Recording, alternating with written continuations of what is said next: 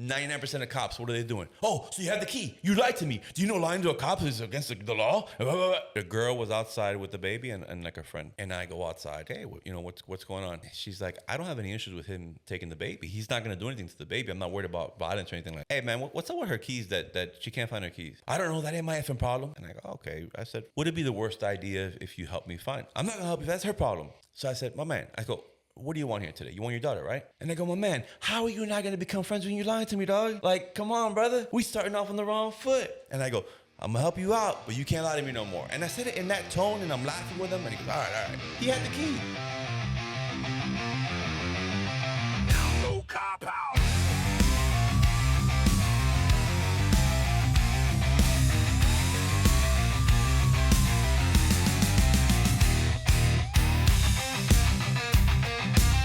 You want your government, Daniel? Danny's fine. Danny? Danny.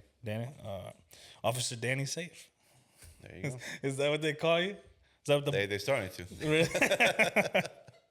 No. Hey, what's up, everyone? Welcome to No Cop Out.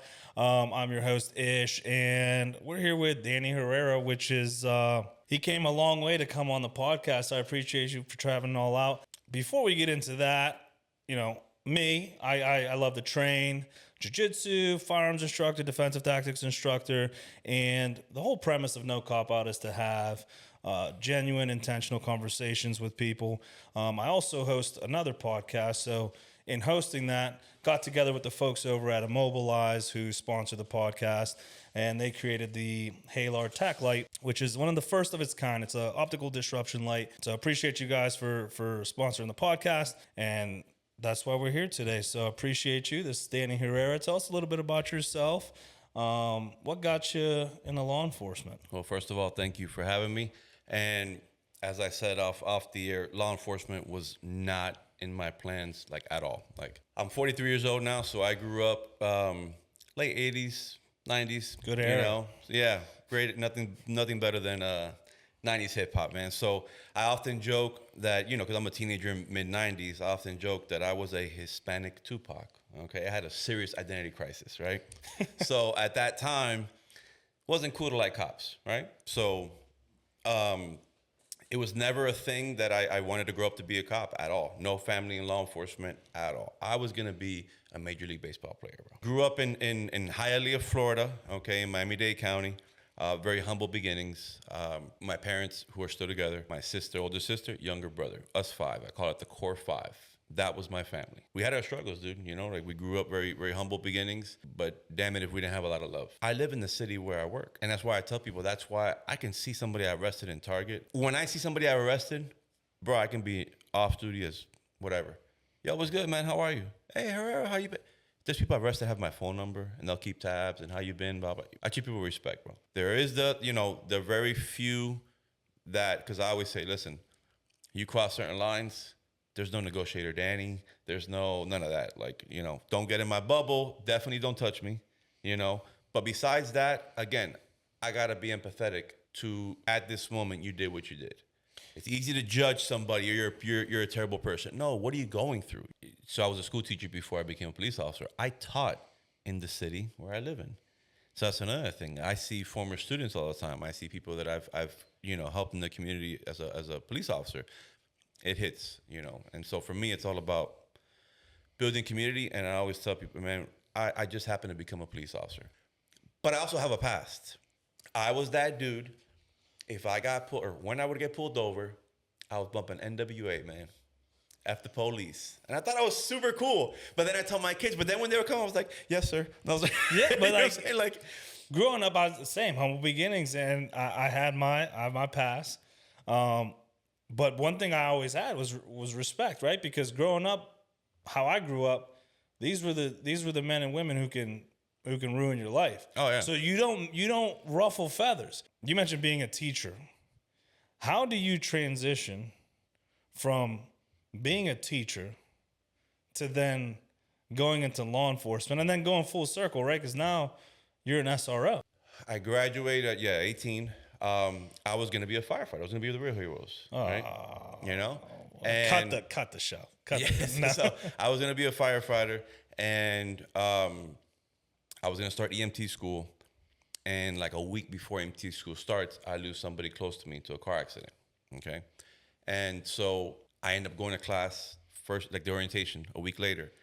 And I remember it's an auditorium, big thing. And the instructor says, if you cannot see blood and guts on you, this job ain't for you. And this is a week after, right? This loss, which by the way was the first loss I've ever dealt with in my life. I take my time to kind of mourn and kind of, figure out what's what. I finally decide I'm going to be a teacher. If for no other reason, honestly, because I knew that family was important to me. I knew I wanted to be a father who was involved like my dad was. I wanted to coach the teams. I wanted to do all that stuff. So I'm like, finish undergrad. I immediately go into grad school. I do that.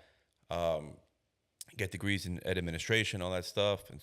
I get another one in instructional technology, which means I'm pretty dope at PowerPoints. My 5th year teaching, I get into it was a couple of things that happened at the same time. I get into this program. It was called the LEAD program. It's still out there in Broward County, the LEAD program. You got to do this program before you can become an administrator. And the first day, I'm like, oh, this isn't what I thought it was going to be. This seems to be a lot more political than how I transitioned. It was I knew I wanted to continue being of service in another capacity, and again, getting to know the guys was big for me because sharing stories, and I'm like, well, I think I can be pretty cool with this and handle that, and so that's how the transition happened. But I get that all the time, and I get not only how did I go from a teacher to cop. For people I grew up with, they were like, back then, they were like, how'd you become a teacher, bro? Because in school, I did the bare minimum to play baseball. Okay, you know what I mean? Like, so that's a whole other story, So, but yeah, one thing I did know, I wanted to be of service. I know it sounds cheesy and corny, but I wanted to be of service to people. But I've noticed, and talking with a lot of officers and people who do this job, the ones who tend to capture the attention are the people who do it for the cheesy, corny reasons, right? Mm-hmm. Like, you come in and everyone has a different motive, a different inspiration for being cops. But the people who want to do it because they connect with the community, because they want to serve, tend to be the ones that have the most respect from the community, tend to be the ones who do very well at this job, right? What things of being a teacher, the things you learned as a teacher, what are some of those things that you've adapted to being a cop that you feel kind of help you be a better officer? Communication. Absolutely communication.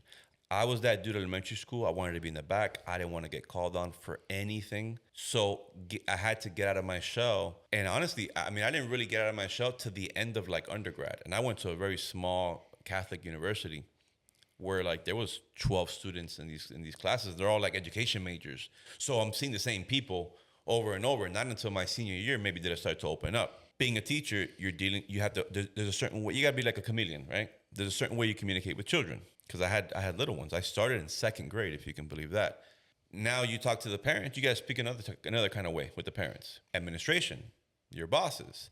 Again, I call it being tactical, the way I speak. All those things. Now with being a police officer 15 years now, a good buddy of mine the other day, he goes, man, you can talk to anybody, anywhere, anytime, and you're comfortable. And now, like, I'm so passionate about de-escalation and my role as a negotiator. And I tell people, I work on this every single day. I work on these skills. Active listening, being empathetic. And so I work on these things every day. But to answer your question in a very long way, the communication aspect of things.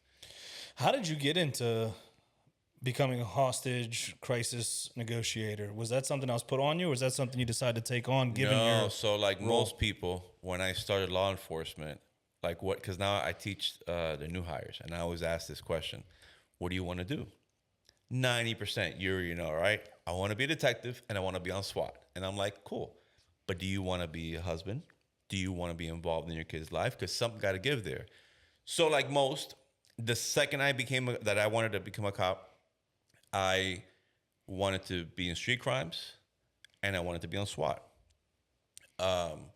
To make a long story short, so I get on street crimes 2 years into my career, the bare minimum. Could there be a worse psych than the initial law enforcement 600 question? That's a whole other story. The guy that did ours, the doctor, he retired. I'll never forget. He asked me when I got hired, what's the worst thing that happened to you? And I talk about my loss at 19. He doesn't think for a second. He goes, that didn't happen to you. It happened to her. What else? And I'm like, damn. That sucks, dude. Yeah, That hurt me. okay. I was like, ouch. Twice passed all the stuff for SWAT, and I didn't get picked. Second time, And I'm not despite the ink you may think otherwise. I have all these Bible verses and everything. I'm a man of faith. I'm not very religious, is what I would say. But the second time, I'm like, you know what? I don't know God's plan here, but it ain't SWAT for whatever reason. Years later, the negotiator stuff comes up, and I'm like, oh, I think I'll be pretty good. Dude, I'm so passionate with that. And I'm like, that's why. That's why SWAT didn't work out. Because at least back home, the negotiators work with SWAT, but you can't be on both teams. I've always been proud of my de-escalation skills. I'm that dude that I'm not going to brag to you about chases and all that stuff and how many times I've gotten physical. I can count it with my fingers. As a matter of fact, I'm proud of the physical altercations I didn't get into because I can listen and I can talk. I'm proud of the de-escalation skills that I have acquired through a very long career. To me, most people in crisis, they want to be heard. It's as simple as that. They want to be heard. And so when we talk about like my role as a negotiator and people find out I'm a hostage negotiator, they're like, oh man, you must be a real slick talker. And I'm like, yeah, there's certain skills we learn to get, but it's all active listening. But it means I'm a really good listener. And even everything from our body language to, there's things we call like labeling. Labeling, to sum it up, is it looks like, sounds like, feels like. I see your behavior. I see something you said. It looks like that you had a rough childhood. And you're like, yeah, dude. And that makes you feel like, I heard you. I got you. One of my favorites is I'm right here with you. Big no, I understand. So when you're talking to a barricaded subject whose wife cheated on him with the neighbor, you know what I'm saying, or whatever they're going through, or they got fired. Oh, your wife cheated on you with your best friend? No. So then how the F do you understand? So we don't say you understand. I like to say, I'm right here with you, brother. I'm right here with you. And that just literally is what it is. I'm right here. I'm here to listen. I'm proud of what we do, but I'm the biggest cop critic you're going to find. When I see these videos of these dudes and it's like, oh, you're real tough 5-on-1, bro, with all your little bat tools. But the ears and the mouth, but the ears more so, are the biggest tool we have. When you have, like for us, again, with a barricaded subject, a lot of times they just want to be heard. You want, whether it's your girl, your best homie, you want them to listen to you. You don't want all the time advice per se. You want to be heard. And so that, to me, that sums up de-escalation. Sometimes people make it more complicated than what it has to be, but yeah, that's like a big buzzword now, especially in the law enforcement community, de-escalation. And being on the negotiator team, you've probably been to many classes, and the few I've been to, I'm like, this is like, you're not hitting the point, right? Like, what is de-escalation? We don't even explain what de-escalation is. We just go in and it's, you want to de-escalate. Okay, well, what is de-escalation? And that's a good point. And it's hear them first, right? Because the first thing we want to do as cops is fix the situation, deal with the situation. I have had those scenes where, hey, let's get this guy water. Nope, he wants water, he can come out. That doesn't work like that. And you got to put your ego to the side, Yeah, and you're almost escalating exactly. a situation. Exactly. Think about, and this is where I tell people, like, how you do one thing is how you do everything, because it makes your relationships better. It makes me a better, for all these skills that I've learned as a negotiator, it makes me a better husband. It makes me a better father, a better friend. I was empathetic to the guy. I wasn't nasty to him. You want to be collaborative, not combative. Oh, I like that. Collaborative, not combative. When you start to paint the picture as, this is the problem. This is the goal. We both want the same goal and to get over this same problem. It's two people going against the problem now. But in law enforcement, it's always us versus them, right? That's the picture that's painted. When it's not that. There's a problem that we both want solved. How can we come together to solve that? And that's the first thing I do when someone's giving me, get the fuck out of here. I'm like, hey, bro, look, I don't want to be here. You don't want me here, right? Let's talk. Let's figure this out. The sooner we can do that, the sooner I'm gone. The sooner I'm out of your hair, right? Now that those walls start to come down, because we're both in agreement. We both want the same thing. We just need to come about it a different way. And we both know those officers that, and again, I work with great people, man. But I've been there where you're like, no, I don't want this guy in my call, bro. He's going to make things worse. And where now with me, I love that it's like the opposite. Like if I get on a scene or one of my partners on the negotiator team, They're like, oh, here we go. You know, the negotiators are here. Danny's Like, here, you know, yeah. hey, clear your lunch, bro. You're not gonna make it. These guys don't take their time. But you're not gonna what we call it like a blue team when you get physical. You're not gonna have a blue team.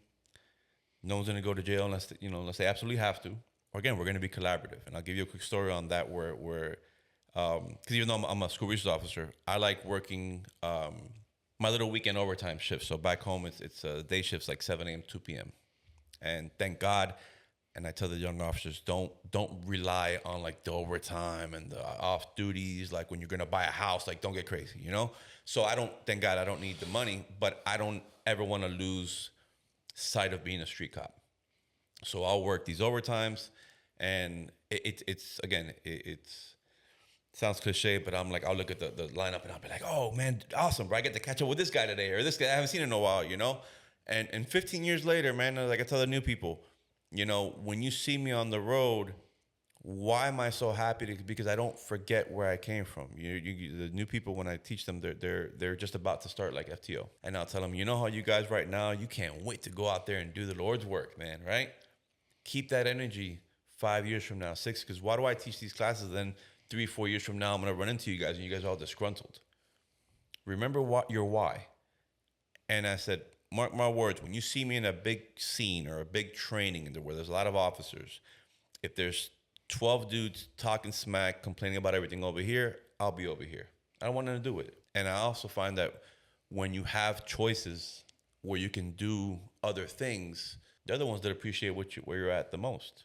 You know, the ones that seem to be stuck are the ones that complain the most. But on this call, it was a Sunday, and I get dispatched to a domestic, and the dude is just out of control. He hasn't hit anybody, but he's just very passionate that he wants his daughter. Living with the baby mama, they're not together. And I guess my colleagues had been there the day before, was the baby's 1-year birthday. And the mom had taken the daughter away from the father that day for the birthday, spent the day with the child. So he just wanted the baby. And so I wasn't there the day before, but I had heard about the call and I see the notes and whatever. So when I get there's already a couple officers on scene, and this dude is just like, F that, oh my kid. And I go up to him, I put my arm on his shoulder, I go, hey, I'm Danny, what's going on? I go, come talk to me over here. Tell me what's going on. Instead of, you get on scene, shut the F up, I'm here now. Like, hey, yeah. No, and I say, hey, I'm Danny. Come talk to me over here, what's going on? And he tells me, no, she had the baby all day yesterday. I just want the baby, blah, blah, blah. All right, brother. And the first thing I said was, I can't tell you how dope it is, man, that you want to spend time with your kid. Because how many people do we know the father's not involved, right? So I think it's amazing that you want to spend time with your baby. We're gonna figure it out for you. The girl was outside with the baby and like a friend or her sister or whatever. And I go outside. I'm like, hey, what's going on? And she's like, I don't have any issues with him taking the baby. He's not going to do anything to the baby. I'm not worried about violence or anything like that. The problem is he has my key fob. I got errands to run. I want to do a little Ubering, and he's like holding my keys hostage. I said, okay, if I get you the keys, she goes, I'll give him the baby. No problem. I said, all right, awesome. So I go back to the guy, and I go, hey, man, what's up with her keys that she can't find her keys? I don't know. That ain't my effing problem. And I go, okay. I said, relax. I go, would it be the worst idea if you help me find? I'm not going to help you. That's her problem. So I said, my man, I go, what do you want here today? You want your daughter, right? And he goes, yeah. And I said, if I can get you your daughter, then he goes, I'll give you the key. You had that reaction because you know where I'm going to go with this. 99% of cops, what are they doing? Oh, so you have the key. You lied to me. Do you know lying to a cop is against the law? I put my arm again on his shoulder and I laugh. And I go, my man, how are you not going to become friends when you're lying to me, dog? Like, come on, brother. We starting off on the wrong foot. And I go, I'm going to help you out, but you can't lie to me no more. And I said it in that tone, and I'm laughing with him. And he goes, all right. He had the key. He's lied to me twice about it, but I'm not. My ego was left in the car. So I go back to the girl, and I say, hey, I'm going to get you the car key. Can I get? Absolutely. I get the baby. Oh, cute little thing. And I walk her to the father. He pulls out the fob from the thing. Gives me the key fob. I give him the baby. And instead of like, oh, I win now, F you, I put my arm again. And I go, hey, just try to go through the courts, my man. Do this the right way for your days, her days, and all these things so that we eliminate these problems. But again, bro, I'm so proud of you, man, because I've been doing this job a long time. And I see a lot of families where the father bounces, bro, and they're out, you know. And so I commend you. Much respect. Just try to do things the right way through the court, so we don't have this problem. All right, brother. All right, I appreciate you, Herrera. And that's it. One of the new officers on scene that was kind of just in the cut the whole time, which, by the way, I left that part out. But when I initially went and I said, oh, come talk to me, my backup at the time, new officer, and the guy says, I don't want him coming in here. He's an a-hole. And I go, oh. I go, no, brother, he's just my backup. He just lay up in the cut there by the door. And I go, what happened? He goes, they arrested me last month. He was an asshole. I go, oh, okay. I said, no worry, he's just there for my backup, whatever. So the rookie ain't saying much the whole time. But then when we leave, first thing the rookie says goes, man, that dude was full of shit, huh? And I stopped him dead in his tracks, bro.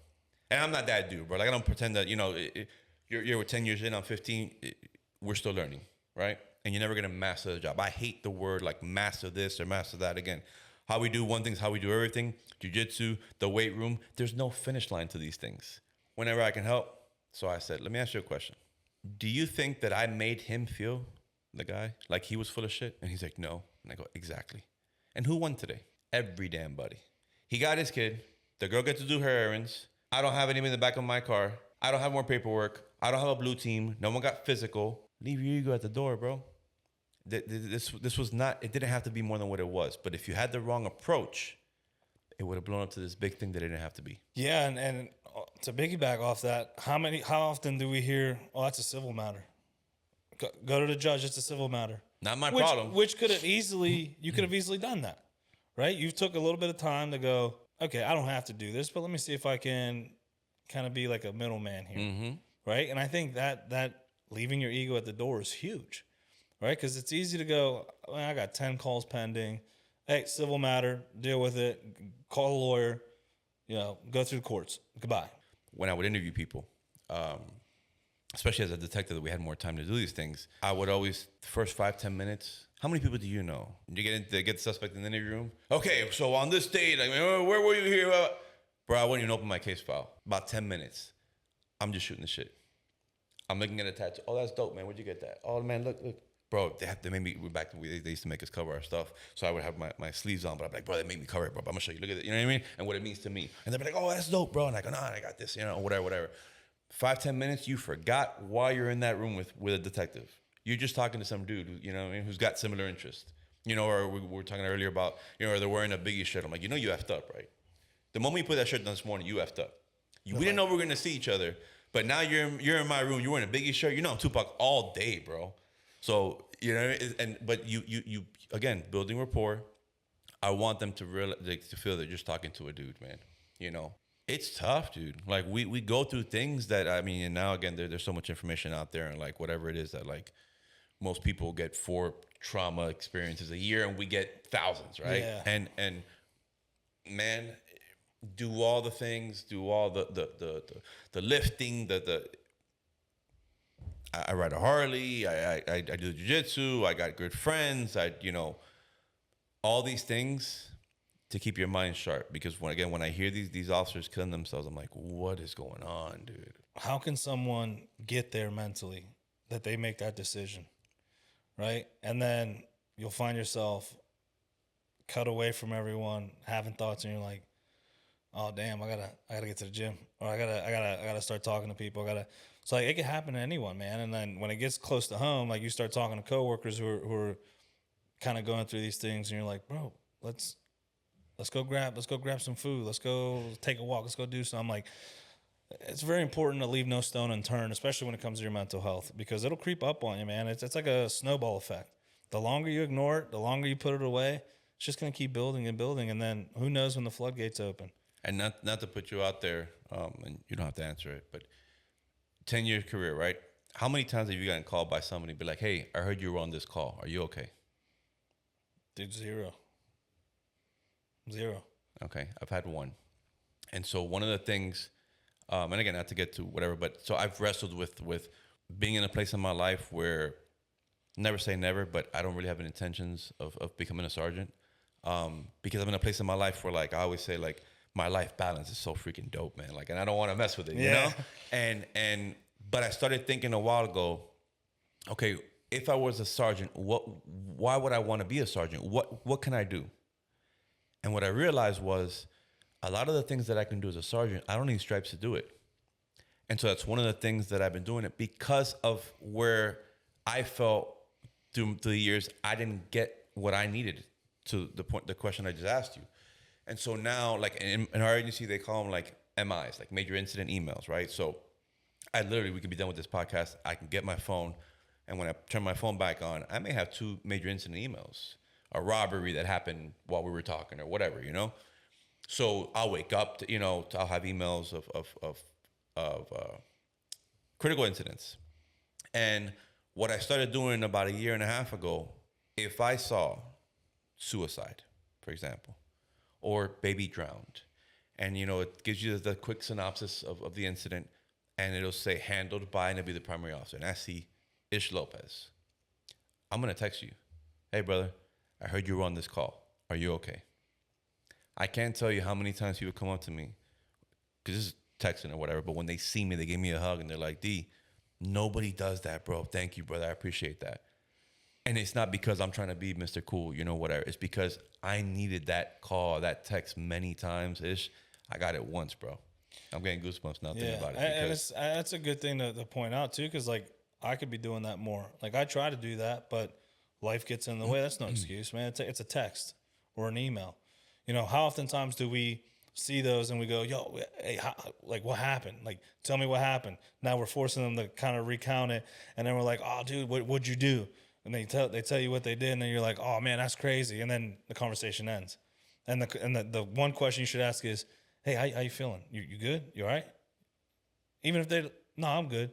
But it allows you to offer them the opportunity to take that off their chest if they have to, And it goes back to listening.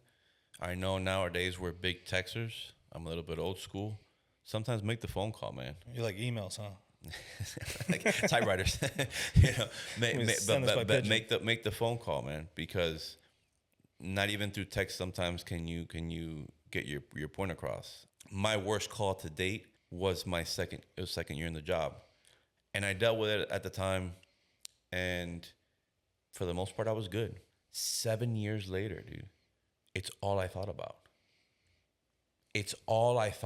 And I remember at the time it was 2020, it was COVID. I just got spine surgery.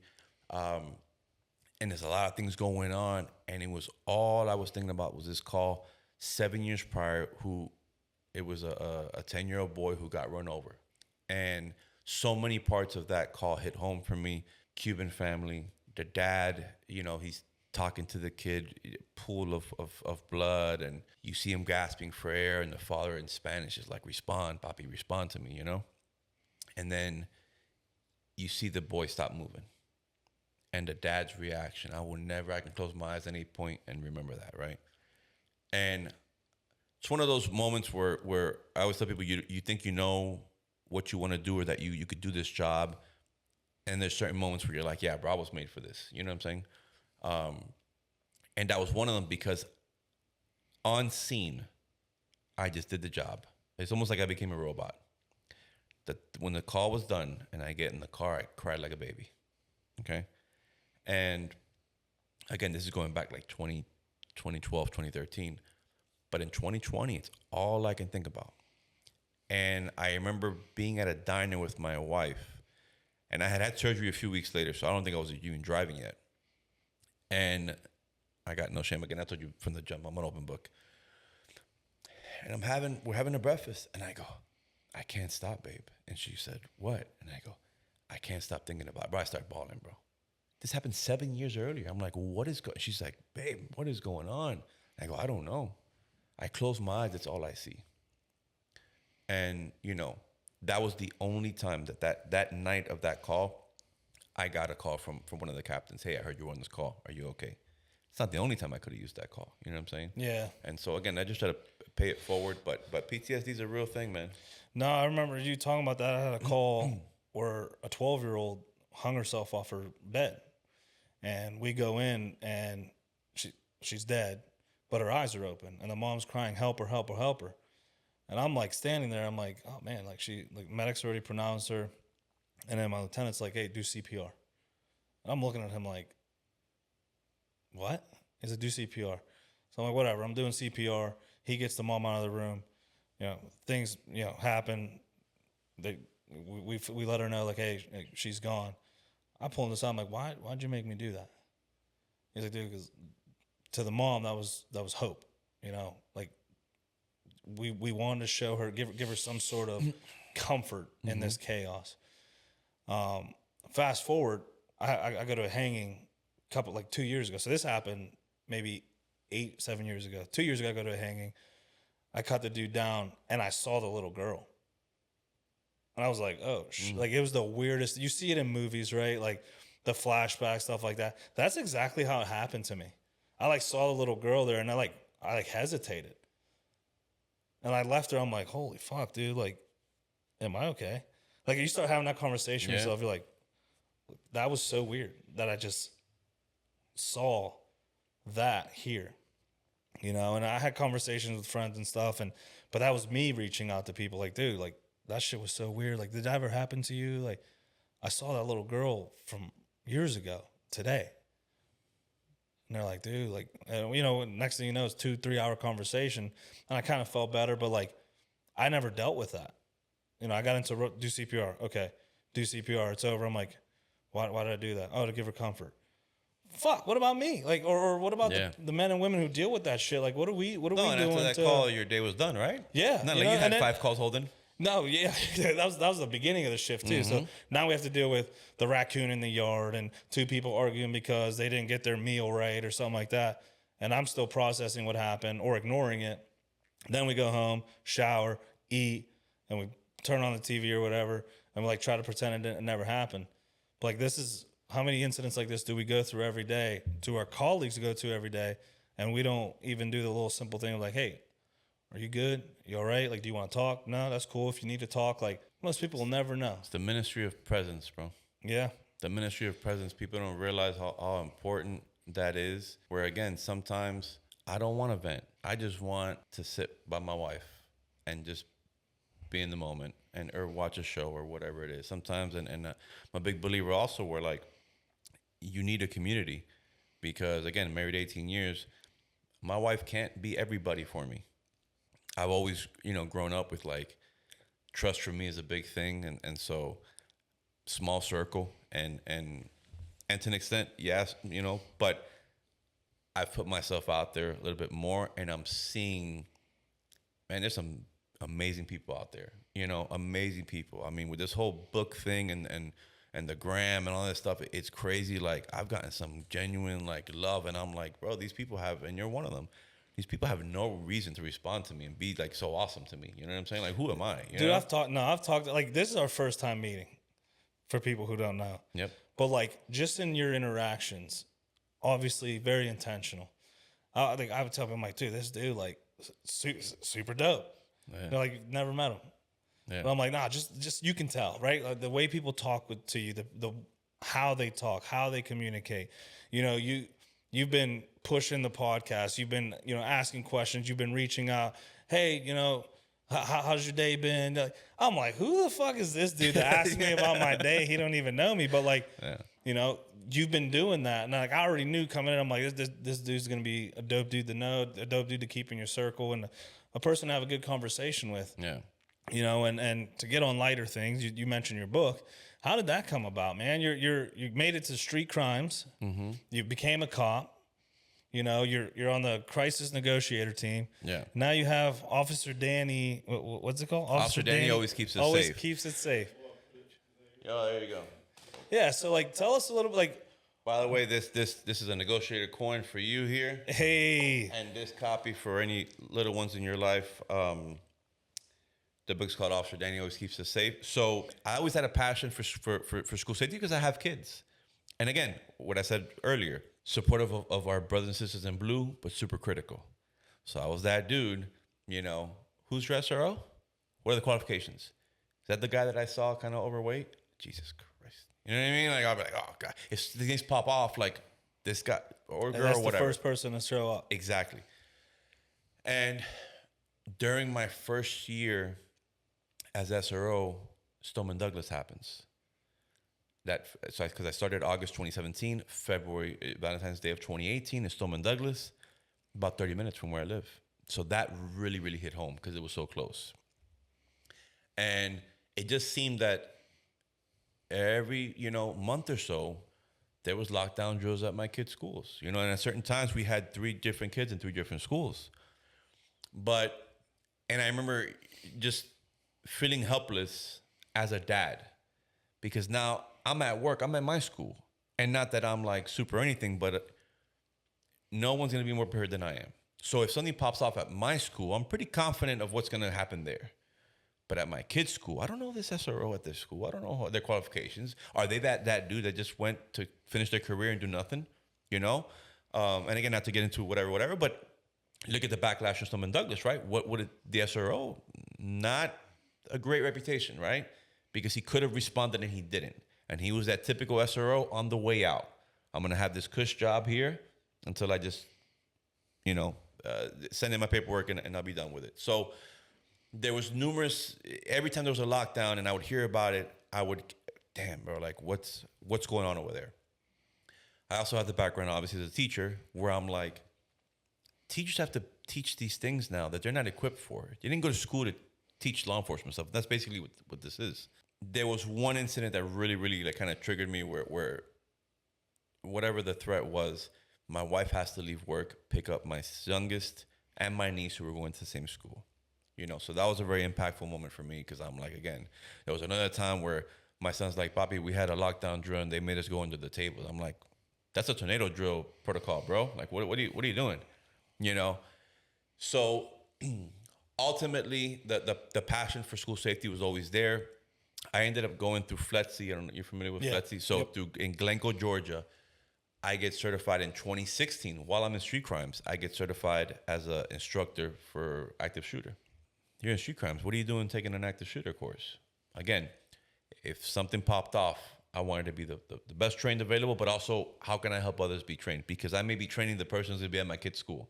Around this time, actually, last year, I do a training at a school, and it was nothing more complex than my buddy who's an SRO at that school. He calls me, one of my partners on the negotiator team. He goes, hey, I know you guys are instructors.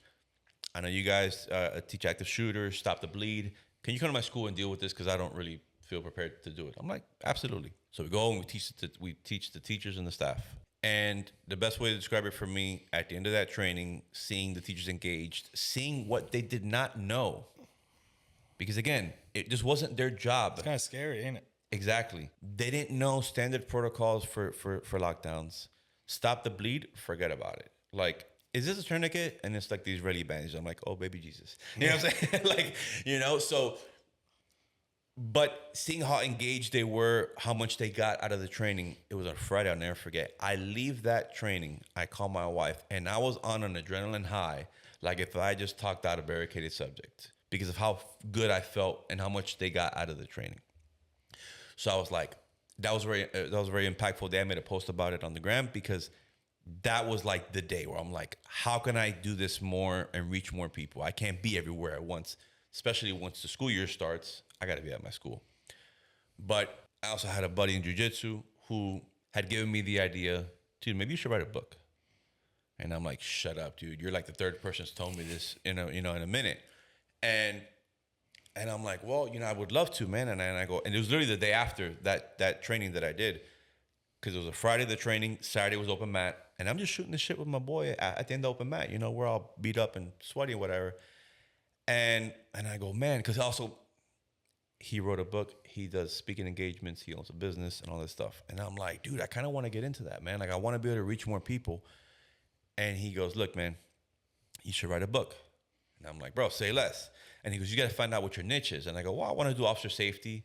I can do crisis negotiations. Again, de-escalation is my jam. And he goes, I have an idea. Do you mind me sharing what I think your niche should be? And I'm like, bro. Yeah, give it. He goes, I think you should write a book on officer safety, a children's book on officer safety. And I'm like, bro, that was one of the thoughts. I'm like, for real? And he goes, think about it. You're an expert in school safety, aren't you? And I go, Tom, I effing hate that word. I hate that word expert.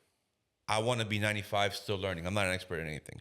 And he goes, no, cool story though, but you kind of are though, right? He's like, you were a teacher, you're an SRO now, You did the whole, street crimes thing. You've gotten guns off your campus. You got that. This is your jam.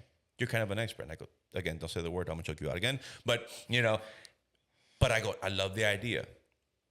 That Monday, I reach out to former colleagues who are still teachers, 20-year vets, bro. And just super dope people who would be honest, by the way. My circle, you got to be honest. I don't want you to tell me what I want to hear. Give it to me straight. Don't fluff me. Give it to me straight. Let me evolve. Let me learn. And I said, and it's literally a group chat that I had with former colleagues that I typically only use twice a year. They're all female, older females. Typically, it's Happy Mother's Day and Happy First Day of School. Not often that it's more than that. But I go, hey, ladies, I hope all's well, whatever. And I go, let me ask you a question. Do you have like a book or a resource or anything that you use to teach lockdown drills? Because again, if you have a good school, SRO who's going to kind of take the lead on that, great. But if you don't, you're stuck as a teacher with this topic. You're not very trained to teach. And it was a resounding no, you got something? We can use something. What you got? And I go, shit, I don't have anything right now, but I may. I'm working on it. Bro, that day, I wrote the first draft. Thank God. I've always been pretty decent writing. My wife will tell you, in grad school, you give me a topic, I'll write a 20-page paper, and you think I knew what I was talking about. But with something like this, it's you can't just write. We've all gone to college. We've all done the papers, and it's what can I do to get by? This is not something you just get by with. Exactly. So the first thing I did was look at children's books. Because I was so far removed from writing, you know what I mean? From dealing with children on an everyday basis. My kids are older now. I'm far removed from my days as a teacher. And if I didn't do my research, I talked to you earlier off camera about being prepared. It's just the way that I am. If I didn't do that, I felt like I would have written as an adult to an adult. Because what I've done the last 15 years. So seeing the structure of simple sentences, and I'm like, it was great research. I knocked out a first draft. I had my former colleagues give me some good feedback. This works. Hey, maybe add to this, that. Wow, this is great. I had one of them I remember say, hey, so go a little bit more in detail about the main character who tells the story, narrates the story. His name's Jacob. They were like, can you explain a little bit more how nervous he gets during the lockdown drills? And she goes, because not only as a teacher with my students, she told me my son, who's 8 or whatever, gets really nervous. He'll come home and he gets really nervous about these lockdown drills. So can you kind of go a little bit more in detail on that? I'm like, perfect. Made some, and to be honest, it wasn't a whole lot of corrections, but I took their feedback. I put it in. Another one was like, why don't you make the kid new to the school?